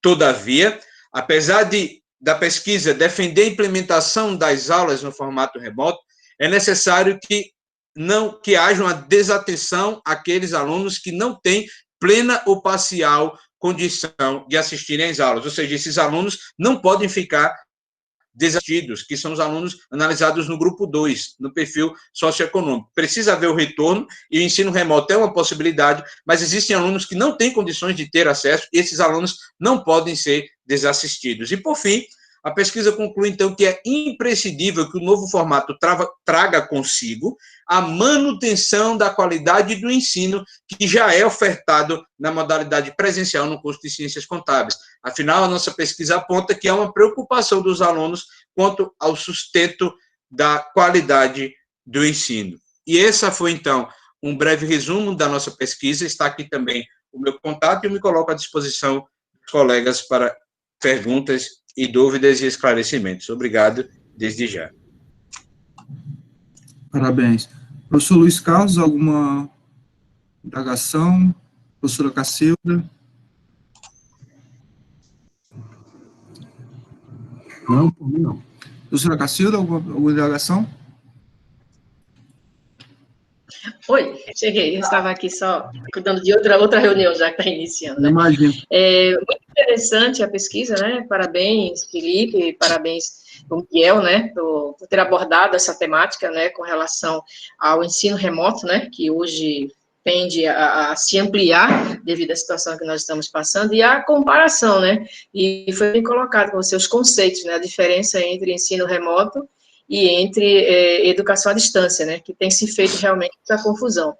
O que eu observo, em geral, é que ainda existe muita resistência com relação à educação à distância, por uma questão até de nossa cultura mesmo, né? Todos nós, até nesse presente momento aqui, fomos, né, criados com relação ao ensino presencial, né? Todos nós temos a cultura presencial ainda muito dentro de nós, né? Então, isso ainda vai levar algum tempo para que se comecem a adaptar, né? O nosso curso de Ciências Contábeis, onde recebemos muitos alunos do curso presencial, no momento em que eles precisavam flexibilizar seus turnos, né, seus horários de aula, nós temos o mesmo corpo docente, né, do presencial. Agora, outra coisa também que nós precisamos ressaltar é que o curso à distância nas instituições públicas que são abrigadas pela Universidade Aberta do Brasil, eles têm muitas dificuldades porque o financiamento deles depende de orçamento da CAPES. E enquanto nós não tivermos realmente uma liberdade ou uma autonomia com relação a recursos tecnológicos, o presencial vai estar sempre exigido. Vai ter a necessidade da presencialidade, porque os recursos tecnológicos estão aí para serem usados, mas se nós não temos acesso a esses recursos, e aí eu me coloco também como professora, que nós não temos acesso a todos esses recursos, isso dificulta bastante, porque, veja, nós estamos aqui fazendo esse encontro, né, virtual, totalmente virtual, mas, por exemplo, agora há pouco, Nadiele estava relatando problemas de conexão, outros chegam um pouco fora do horário porque tem problemas de conexão, tem problema de software, de hardware. Então, vejam, o Brasil, infelizmente, ainda está muito atrasado nos aspectos de tecnologias educacionais.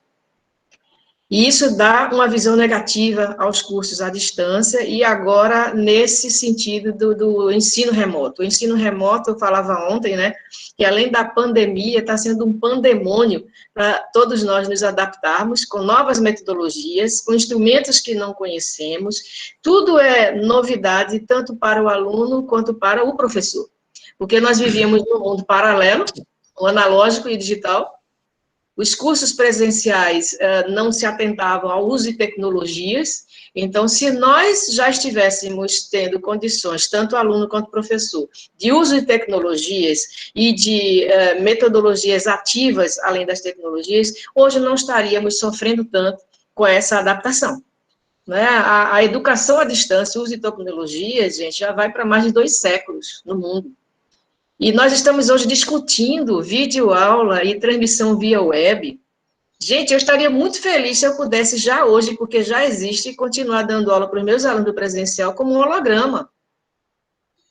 Já existe essa possibilidade, mas nós estamos anos-luz à distância, né?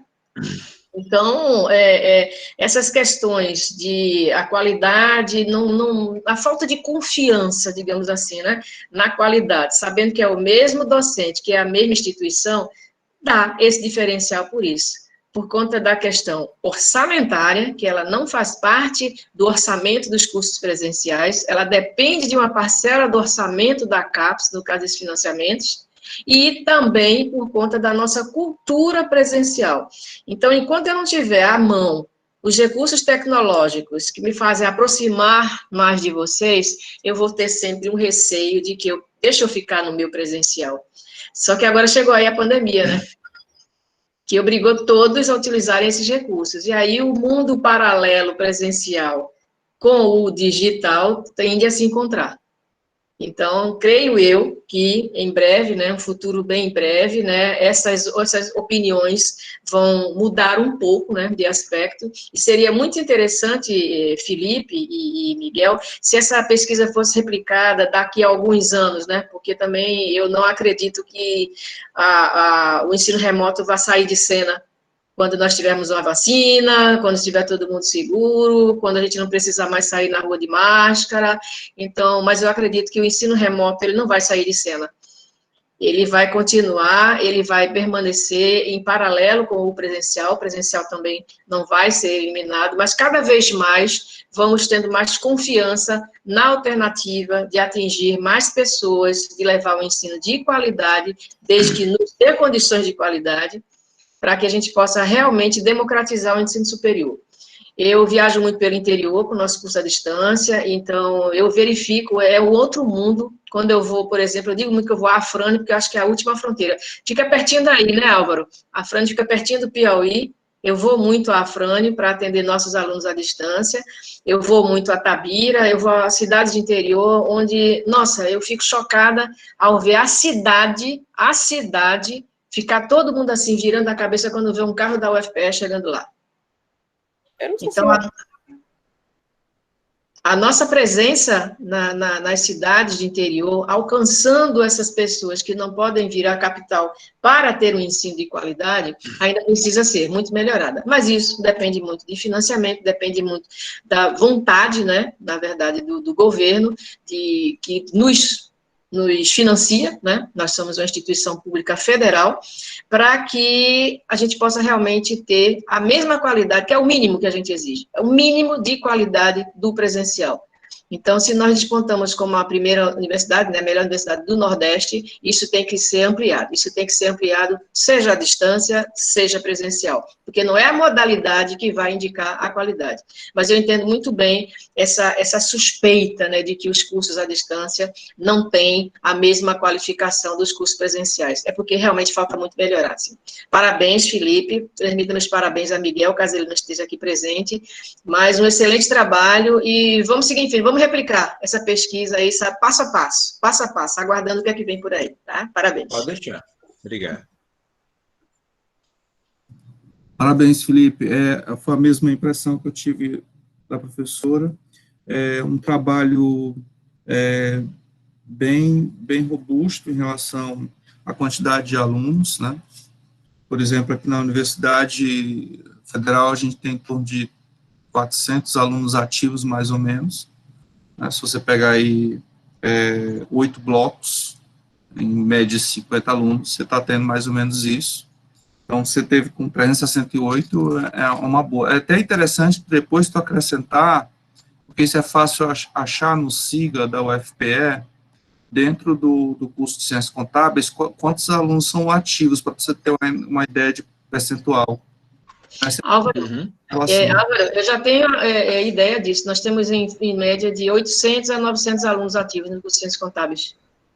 É uma boa representatividade dele, muito boa. Em relação ao perfil discente, socioeconômico, bem interessante. Por exemplo, comparando com... Infelizmente, não tem como tu comparar isso, porque eu teria que pegar dados de outras universidades e nem sempre elas postam isso, a não ser que tu encontre alguns relatórios de gestão que busca evidenciar PDI, tu tem uma ideia do perfil socioeconômico dos alunos. Mas, por exemplo, aqui na Universidade Federal do Piauí, em especial o FDPA, que agora se desmembrou, aqui em Parnaíba, você tem em torno de boa parte dos alunos que é assistido pela Pró-Reitoria de Assistência Estudante Comunitária, recebem tem uma renda per capita menos de um salário mínimo. Então, é uma situação um pouco diferente dessa quando eu vi que mais de 75% tinha condições. Né? Isso. Então, a situação de vocês está um pouco melhor em relação a isso. Alguns cursos aqui não tiveram condições de abrir, mas é interessante como foi aberto aqui no nosso caso, cada curso ia decidir como é que ia fazer, se ofertar e que disciplinas ofertar.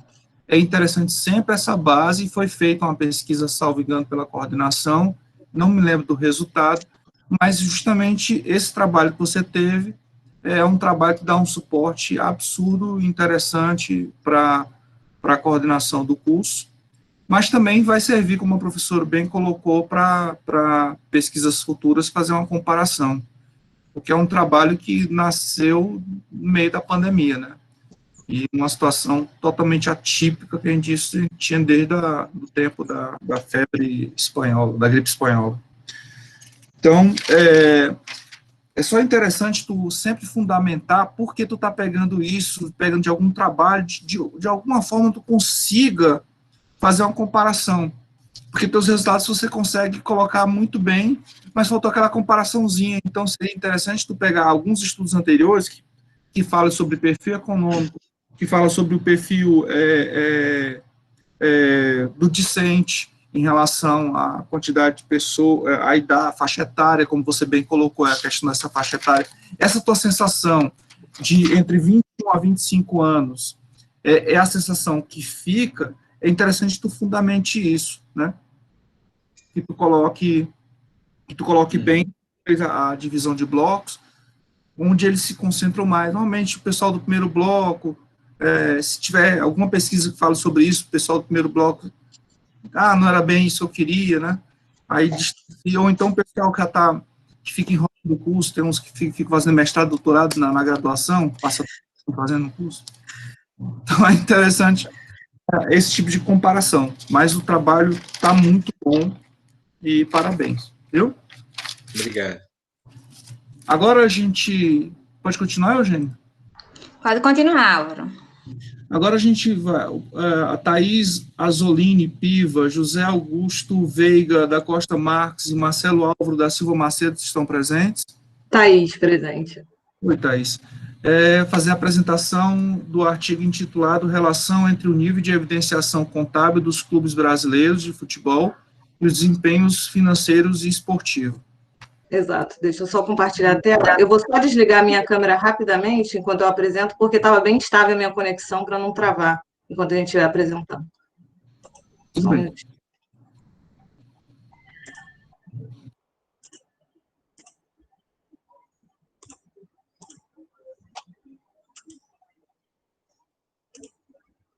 Vocês estão conseguindo ver? Estamos. Ok. Então, conforme o professor falou, esse é o meu trabalho de relação entre o nível de evidenciação contábil dos clubes brasileiros de futebol e os desempenhos financeiro e esportivo. Eu faço parte do programa de pós-graduação de Ciências Contábeis da UFRJ, e esse trabalho foi feito com os professores José Augusto e Marcelo Álvaro. Bom, como surgiu, né, a ideia desse trabalho? Ele surgiu porque o futebol ele vem ganhando cada vez mais destaque em decorrência das receitas que ele vem arrecadando a cada ano, da sua importância. Ele passou de um mero entretenimento para uma empresa, algo que necessita de uma gestão profissional. Então, baseado nisso, a gente tem também algumas normas que são específicas de entidades desportivas, no qual elas têm que se pautar para poder fazer todo o processo de contabilização dessas entidades. A partir disso, a gente tem a relação de evidenciação contábil, né, que é justamente ela ocorre para demonstrar o que a gestão vem fazendo e para trazer maior visibilidade do que está sendo feito por cada gestor em clubes diferentes. Com isso, a nossa indagação nesse trabalho foi de ver qual a relação, né, do nível de evidenciação contábil dos clubes e os desempenhos financeiro e esportivo, e analisar essa relação a partir de variáveis de desempenho financeiro, que a gente vai ver que foi o endividamento, a rentabilidade, a geração de caixa, e também do desempenho esportivo, a gente utilizou o ranking da CBF, como amostra clubes de futebol brasileiro entre os anos de 2013 e 2015. Então, basicamente, o que a gente quis trabalhar aqui foi que temos uma resolução chamada Resolução do CFC 1429, que ela saiu em 2013, e ela trata de diversas contabilizações que as entidades desportivas têm que fazer. Então, a gente procurou analisar como os clubes estão se pautando nessa norma, que é obrigatória para esse tipo de entidade, e como isso se relaciona com os desempenhos dele. Bom, na parte de fundamentação teórica, a gente dividiu em 4 principais pontos, né? Que seria a importância da evidenciação da informação contábil, como a gente pode tratar isso, do processo de profissionalização da gestão. A gente tratou também da evolução normativa, que as normas de clubes de futebol elas já vêm de algumas décadas, mas a gente tem a última que saiu, que foi a de 2015. Tratamos também dos estudos que fazem esse processo de link entre a evidenciação contábil e os clubes de futebol, para a gente poder trazer um maior conhecimento acerca desse tema. Então, como fizemos isso, né? A metodologia, a gente fez uma pesquisa explicativa, documental, predominantemente quantitativa, com uma amostra. Selecionamos 25 clubes, né, que disputaram as séries A, B e C entre 2013 e 2015. A variável dependente é o nível de evidenciação contábil a partir dessa resolução do CFC, que foi subdividida em 24 itens, e aí a gente fez um aplica ou não aplica, se está de conformidade ou não, e ele é subdividido tanto em registros contábeis, os gastos com a formação de atleta, as demonstrações contábeis em si, o que ela possui, os itens que ela tem demonstrado, e fizemos isso a partir de dados dispostos em painel. Então, a gente teve uma série de 3 anos, com 25 observações em cada ano, e ficou uma cross-section de 75 observações através de um painel balanceado, onde a gente tem como a variável dependente esse nível de evidenciação contábil, e variáveis independentes, a rentabilidade, o endividamento e a geração de caixa, o desempenho esportivo, como o ranking da CBF, e fizemos também, como variável de controle, uma dummy de série, sendo 1 para clubes da Série A e 0 para as demais séries. Como fizemos isso, então? Né? A gente pautou as nossas hipóteses naquela equação, e a primeira hipótese estipulada, existe relação positiva entre o desempenho financeiro e o nível de evidenciação contábil, e a segunda hipótese que a gente buscou estudar existe relação positiva entre o desempenho esportivo e esse nível de evidenciação. Bom, a partir disso, a gente tem a nossa análise de resultado. A nossa equação como um todo, ela se mostrou significativa, e a gente teve também o desempenho esportivo com significância e valor positivo, o que já corrobora a nossa segunda hipótese de relação entre essas variáveis. Tentando buscar um pouco mais de robustez para o nosso trabalho, o que a gente fez? A gente trabalhou com essa mesma equação, só que com valores defasados. Ou seja, o que a gente buscou trazer? Se a evidenciação do ano corrente, se ela influenciava o desempenho financeiro e esportivo do ano anterior. Então, a partir disso, a gente trouxe, de novo, a equação como um todo significativa. A rentabilidade, nesse caso, ela se mostrou significativa, só que com um sinal negativo. O endividamento, ele com sinal positivo, que já, em parte, já traz a nossa primeira hipótese também parcialmente aceita. E o desempenho esportivo se mostrou, de novo, significativo e positivo. O que a gente pode, com isso, afirmar? A gente pode afirmar que os clubes, ao terem um nível de evidenciação maior, eles tendem a ter um endividamento maior, e por isso eles querem passar essa imagem de maior transparência para os seus torcedores, para os seus stakeholders de forma geral. E bem como, quando a gente tem um desempenho bom em um campeonato, no outro ano o clube quer realmente mostrar o que ele tem feito, o que aquele processo de gestão tem feito. Então, com isso, a gente pode ter essas duas observações. A gente aceita parcialmente a nossa hipótese 1, de relação positiva entre o nível de evidenciação e o desempenho financeiro, e a gente aceita a hipótese 2, de desempenho esportivo e evidenciação contábil. A gente pode ter, então, a seguinte análise. Foi possível constatar nesse estudo que a média de exigência da norma são 53%, foi a média de atendimento a essa norma, o que demonstra ainda que os clubes eles têm buscado se aprimorar, mas ainda não estão cumprindo essa norma de forma ampla, né? Porque ela é obrigatória para as entidades desportivas. E isso acaba por prejudicar um pouco a transparência das informações. Quando a gente analisou a regressão, a gente viu que o desempenho esportivo ele se mostrou significativo em qualquer cenário, tanto na regressão do ano corrente como na regressão do ano defasado. E já com a regressão defasada, a gente viu que a gente teve a rentabilidade com um sinal negativo, o que pode ser também, foi contra a nossa hipótese, mas a gente pode explicar isso, porque um clube, quando ele tem uma rentabilidade ruim no ano anterior, ele busca, então, no outro ano, tornar as informações mais claras e correr atrás daquele prejuízo, digamos assim, né? E evidenciar mais o que ele tem feito. Então, apesar do que a gente vê, apesar de existirem normas acerca das entidades desportivas, acerca do que tem que ser feito nas demonstrações contábeis, os clubes ainda devem se atentar mais ao que tem sido feito, ao que tem que ser feito. Eles devem se atentar mais às informações que eles colocam para os stakeholders, justamente para a gente ter um grau de adequação maior na norma que é existente. Então, basicamente, o que a gente viu foi isso. A gente tem aí algum cenário de rentabilidade negativa que deveria ser melhor estudado para estudos futuros, e temos essa norma que deveria ser efetivamente cumprida por essas entidades. Então, esse aqui é o meu contato para alguma dúvida, alguma sugestão, e-mail, e eu fico à disposição de vocês. Obrigada. Thaís, excelente trabalho, parabéns, gostei bastante, é a área que eu quero, é o tipo de trabalho que eu gosto de fazer, que é o quantitativo. Eu vi que você trabalhou com regressão balanceada, só deixa depois, sempre no artigo, que eu não tive acesso, era para fazer o Adriano, a questão das questões de validade, tá? A preocupação eu coloquei lá. A questão da autocorrelação, até eu acho que você fez uma segunda regressão já se preocupando com isso, né? Sim. E também, basicamente isso. E uma preocupação muito grande com relação, já que a gente está pensando em fazer sempre teste de significância, a amostragem, ela tem que ser probabilística.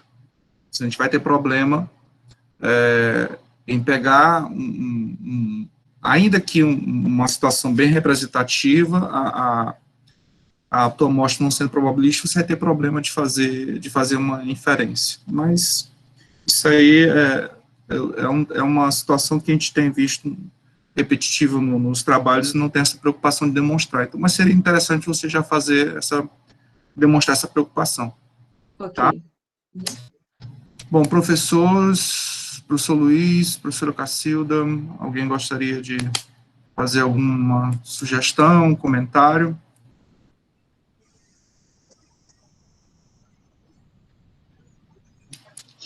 Não apenas parabenizar, né, os autores, a pesquisa é muito interessante, né, e, assim, pelo menos eu não tenho visto muitas pesquisas que abordem os clubes, né, de futebol, né.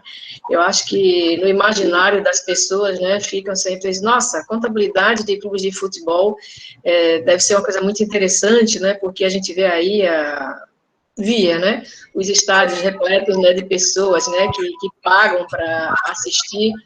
E como é que isso fica? E geralmente também, né, se vê os problemas financeiros, né, e essas instituições. Acho que Valcílio precisa tirar o áudio dele, né, que está aqui interferindo. Deve ser alguém que está tentando removê-lo, que ele saiu e esqueceu de sair. Então, existem muitos problemas, né? O que vem à mídia, né, são os problemas, né, de pagamento, principalmente de direitos trabalhistas, né, de seus jogadores, né. Então, eu acho que no imaginário do público, né, fica, nossa, só dá problema, só dá dor de cabeça, né. O torcedor paga, né, aquela sua anuidade ou mensalidade, e o jogador muitas vezes se vê com processos trabalhistas porque não recebe o seu salário de vez em quando. É um sobe e desce, na verdade, né? Esses clubes, né? Que a gente tem hora que estão bem e tem hora que estão mal, né? Então, o teu trabalho é muito interessante para trazer esse lado dos bastidores da contabilidade, que não é de conhecimento público. Sim. Né? E do que eles precisam realmente fazer. Então, assim, a gente fica pensando, poxa, Se eles realmente seguem essa contabilidade, se seguem todas essas normas, se deveriam seguir, né, supõe-se que deveriam ter uma boa administração patrimonial. E esses problemas que nós temos conhecimento, né, eles não seriam tão comuns, tão constantes, né, e esse sobe e desce, né, da situação dos clubes talvez fosse mais equilibrado. Parabéns aos autores, né, e realmente é muito interessante a gente começar a conhecer e explorar os bastidores dos clubes de futebol. Obrigada. Parabéns. Thaís, eu fiz até uma pequena anotação aqui, que é o porquê esse período 2003 a 2015. Ah, porque a gente está indo em processo de atualização desse trabalho, então aí ele ficou os dados que eu tinha até então eram de 2013 a 2015, mas a gente está atualizando a base já. Ótimo, ótimo. Aí tu atualiza, viu? Se tu puder justificar o porquê que começar em 2013, seria interessante. Por causa da norma, a norma do CFC 1429, ela é justamente para o ano de 2013.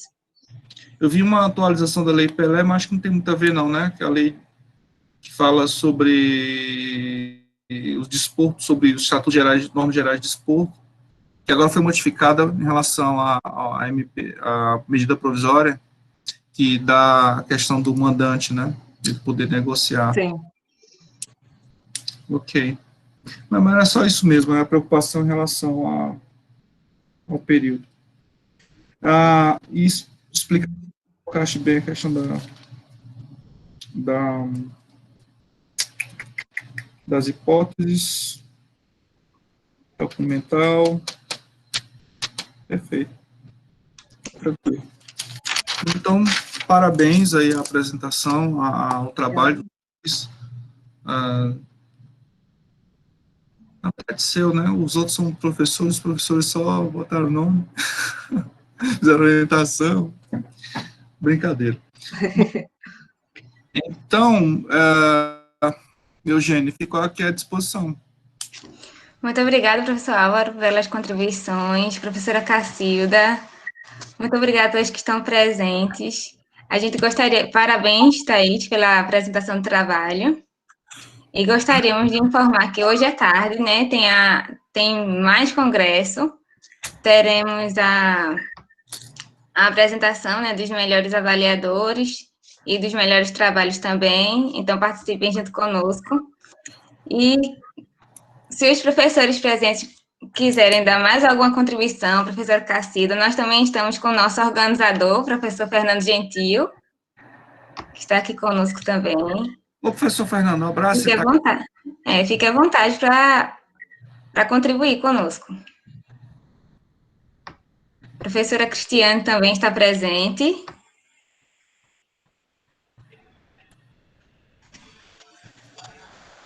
Para quem está fazendo a apresentação desses trabalhos, vocês estão recebendo feedback dos avaliações.